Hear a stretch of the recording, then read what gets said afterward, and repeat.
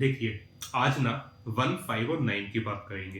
1, 5 और 9 ये जो 3 हाउसेस हैं, इनको त्रिकोण हाउस बोला गया है। ये एंगल्स पे हैं। इनको त्रिकोण हाउस और धर्म त्रिकोण बोला गया है 1, 5, 9 को। अब ये जो है, ये जो तीनों हाउसेस हैं, ये आपकी कुंडली का स्तंभ है। ये जो तीनों हाउसेस हैं, ये पास्ट, प्रेजेंट और फ्यूचर है। कैसे? कि जो फर्स्ट हाउस है, वो तो आप हैं, वो आप हैं, आपकी पर्सनैलिटी है। जो फिफ्थ हाउस है, वो आपकी आने वाली जनरेशन है, यानी कि आपका फ्यूचर है, आपके बच्चे हैं। और जो नाइन्थ हाउस है, वो आपके फादर है, यानी कि आपकी प्रीवियस जनरेशन। तो जैसे मैंने बोला कि जो 1, 5 और 9 है, ये आपकी 3 जनरेशन हैं। ये आप, आपके बच्चे और आपके जो प्रीवियस जनरेशन है, उसको रिप्रेजेंट करती हैं। ठीक है। नाइन्थ हाउस को भाग्य स्थान बोला गया है। फिफ्थ हाउस आपके बच्चों का हाउस है, आपकी इंटेलिजेंस का हाउस है, आपके दिमाग का हाउस है, आपकी बेसिक एजुकेशन का हाउस है। फर्स्ट हाउस जो है, वो आपका खुद का हाउस है। फर्स्ट हाउस जो है, वो आपकी पर्सनैलिटी है, आपका माइंड है। ठीक है। अब इस बात को समझिए कि कैसे कनेक्टेड है। अगर आप सपोज करिए नाइन्थ हाउस, यानी कि आपने अपना नाइन्थ हाउस, आपका धर्म भी है, आपके गुरु भी हैं, आपके फादर भी हैं। आपने अपने नाइन्थ हाउस को अगर खराब कर लिया, आपने अपने भाग्य स्थान को खराब कर लिया, तो आप ये बात मान के चलिए कि उसका इम्पैक्ट आपके अपने ऊपर, यानी कि फर्स्ट हाउस पे, और आपके फिफ्थ हाउस यानी कि आपके बच्चों पे भी आएगा।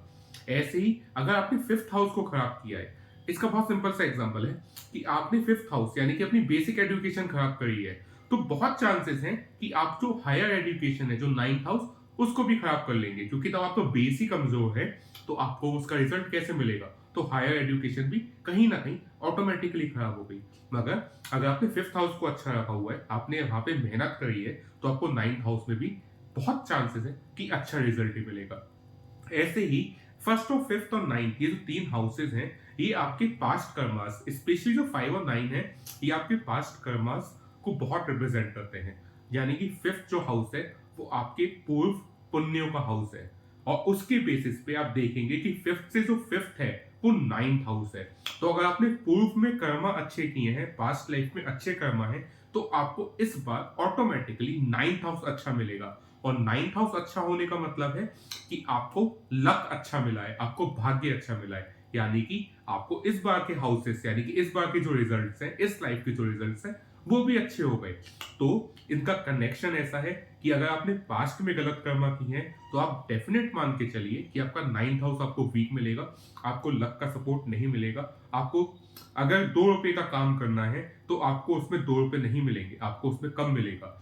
आप कंपेयर कंपेयर करके देखिए, कुछ लोग होते हैं जिनको बहुत थोड़ा करने के बाद भी बहुत ज्यादा मिलता है, और ऐसे कुछ लोग होते हैं जिनको बहुत ज्यादा करने के बाद भी बहुत कम मिलता है। ऐसा क्यों है? इस पूरी कहानी में आपका फिफ्थ और नाइन्थ हाउस का रोल है, वही प्ले करता है इन दोनों चीजों को। जिसका कम करके ज्यादा मिल रहा है, जिसको, उसका आप देखेंगे उसका नाइन्थ हाउस आपको बहुत स्ट्रांग मिलेगा। और जिसको ज्यादा करके भी कम मिल रहा है, उसका नाइन्थ हाउस आपको बहुत वीक मिलेगा। नाइन्थ हाउस को स्ट्रॉन्ग करने के लिए सबसे अच्छे कुछ उपाय हैं। अपने फादर का रिस्पेक्ट करिए, अपने गुरुओं का रिस्पेक्ट करिए, और एक काम और, अपने रिलीजन का रिस्पेक्ट करिए। अगर आप अपने रिलीजन को प्रमोट नहीं कर सकते, तो एटलीस्ट उसके अगेंस्ट मत बोलिए, क्योंकि इससे भी नाइन्थ हाउस खराब होता है। इस चीज को बहुत माइंडफुली रखिए कि आप क्या बोल रहे हैं, क्या कर रहे हैं। अगर वो आपने अपना नाइन्थ हाउस खराब किया है, तो आप अपनी कुंडली को बहुत वीक कर लेते हैं, क्योंकि नाइन्थ हाउस का बहुत इंपॉर्टेंट रोल है आपको आगे ले जाने में। और सिर्फ आपको नहीं, नाइन्थ हाउस आपकी आगे वाली जनरेशन के लिए भी बहुत इंपॉर्टेंट रहता है आपका। ठीक है। क्योंकि आपके फिफ्थ से फिफ्थ है, भावम भावम की टेक्निक लगती है, भाव भावम की। तो आपका जो नाइन्थ हाउस है, वो आपके बच्चों के लिए भी बहुत स्ट्रांग होना चाहिए, वो बहुत अच्छा होना चाहिए। इसलिए अपने कर्मों को अच्छा रखिए। ठीक है। एक बात और, यहाँ पे यानी कि 1, 5 और 9, ये जो 3 हाउसेस हैं, यहाँ पे मेलेफिक्स अच्छा काम नहीं करेंगे। यहाँ पे आपको बेनिफिक प्लेनेट चाहिए। सपोज करिए 1, 5, 9 में आपको जुपिटर मिल गया। अब किसी की कुंडली में अगर 1, 5, 9 में जुपिटर है, तो ये तो बहुत स्ट्रॉन्ग चीज है, क्योंकि जुपिटर इन तीनों हाउस में कहीं भी बैठा हो, बाकी दोनों हाउस को भी इंपैक्ट कर लेगा। सपोज करिए किसी का जुपिटर फिफ्थ हाउस पे है, तो फिफ्थ हाउस का जुपिटर फिफ्थ एस्पेक्ट से नाइन्थ हाउस को देखेगा और नाइन्थ एस्पेक्ट से फर्स्ट हाउस को देखेगा। तो उसने तीनों हाउसेस पूरे त्रिकोण को कवर कर लिया, जो कि ऑटोमेटिकली उसका पास्ट प्रेजेंट फ्यूचर अच्छा हो गया। मगर सपोज करिए यहाँ पे कहीं राहु आ जाता है, तो राहु भी 159 देखता है, राहु भी फिफ्थ और नाइन्थ एस्पेक्ट राहु को भी है। तो अब अगर राहु है तो कहीं ना कहीं आपके पास्ट लाइफ के कर्मास अफ्लिक्टेड है, जिसकी वजह से आपको इस जन्म में थोड़ा सा वीक लक का सपोर्ट मिलेगा या लक का सपोर्ट नहीं मिलेगा। आप उसे इंप्रूव कर सकते हैं इस लाइफ में, वही गलतियां दोबारा रिपीट ना करके। तो अपनी फादर का रिस्पेक्ट, अपने गुरुओं का रिस्पेक्ट, अपने रिलीजन का रिस्पेक्ट और अपने बच्चों से भी एक बात और मान के चलिए, आपका जो फिफ्थ हाउस है, अगर आपके जो बच्चे हैं आप उनसे भी अच्छा बिहेव नहीं कर रहे हैं तो भी आपका नाइन्थ हाउस खराब हो जाएगा, आपका फर्स्ट हाउस खराब होगा। क्योंकि अगेन फिफ्थ हाउस भी उतना ही इंपॉर्टेंट है जितना नाइन्थ है। फिफ्थ हाउस आपके पूर्व कर्मों का हाउस है, जो आपके पूर्व एक्यूमुलेटेड आपके पास्ट में अच्छी डीड्स है उनका भी हाउस है। उसी के रिजल्ट से आपको नाइन्थ हाउस अच्छे स्ट्रांग मिलता है। तो अगर आपने फिफ्थ हाउस खराब किया है, आपने अपने बच्चों को अच्छे से ट्रीट नहीं किया है, उनके अगेंस्ट कुछ किया है, या आपने पेरेंट होने पे, अपने पेरेंटहुड पे आपने कुछ ना कुछ कमियां रखी हैं, तो भी आप देखेंगे कि आपका नाइन्थ हाउस ऑटोमेटिकली वीक हो जाता है। तो इस चीज का ध्यान रखना बहुत इंपॉर्टेंट है कि आप 1, 5 और 9 इन तीनों हाउसेस को खराब मत करिए। और फर्स्ट हाउस की तो अपने आप ऑटोमेटिक रेमेडी है कि आप अपनी पर्सनैलिटी, यानी अपनी पर्सनैलिटी बनाइए, आप अपनी फिटनेस पे ध्यान दीजिए, आप रेगुलर एक्सरसाइज करिए। क्यों? क्योंकि फर्स्ट जो मेष राशि है, जो नेचुरल फर्स्ट हाउस है, वो मार्स का है।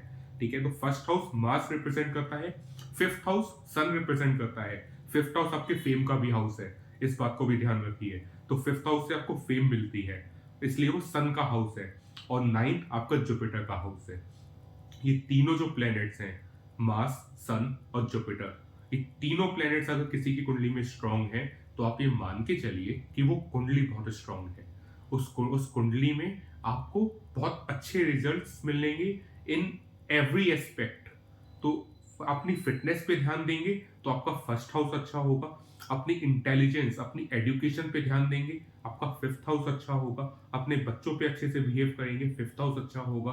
और नाइन्थ हाउस को अच्छा करने के लिए अपने रिलीजन को इम्प्रूव करिए, अपने रिलीजन पे काम करिए, आप उसके लिए काम करिए, उसको स्प्रेड करिए। अगर स्प्रेड नहीं करें, एटलीस्ट कुछ गलत मत बोलिए उसके लिए। सेकंड, अपने गुरुओं का अपमान तो भूल के भी मत करिएगा। इस लाइफ में बहुत बड़ा एक सिन है, बहुत बड़ा एक पाप है अगर आप अपने गुरुओं का अपमान करते हैं, मत करिए, क्योंकि वो पूरी कुंडली को बिगाड़ता है। आप इसको नहीं समझेंगे, गुरुओं की अच्छा होना, यानी कि गुरुओं की अच्छाई करना, या आपके जो गुरुओं हैं वो अगर अच्छे हैं, आपको उनका सपोर्ट मिल रहा है, तो ये आपके लिए ब्लेसिंग है। इस पर्टिकुलर टाइम पे उससे बड़ी ब्लेसिंग कुछ नहीं है, क्योंकि आपको कहीं ना कहीं, आप कितने भी अंधेरे में हो, आपको एक लाइट मिल जाएगी, आपको एक डायरेक्शन मिल जाएगा। और वो काम एक गुरु ही कर सकता है, एक टीचर ही कर सकता है। तो कहीं से भी अपने गुरुओं का अपमान मत करिए, आपको जो मिला है उससे संतुष्ट रहने की कोशिश करिए। अगर राहु का इन्फ्लुएंस यहाँ पे मत आने दीजिए। अगर राहु यहाँ पे बैठा भी हुआ है इन किसी हाउस में, तब भी उसका इन्फ्लुएंस आप मत आने दीजिए, जिससे कि आप लालची मत बनिए, ग्रीडी मत होइए, जितना मिला है उसमें संतुष्ट रहिए। क्योंकि इन तीनों में से कोई भी हाउस आपने खराब किया, आपकी कुंडली की मोस्ट ऑफ द स्ट्रेंथ चली जाती है। तो इस बात का बहुत ध्यान रखिए कि आप 159 को कैसे यूटिलाइज करें। Thank you.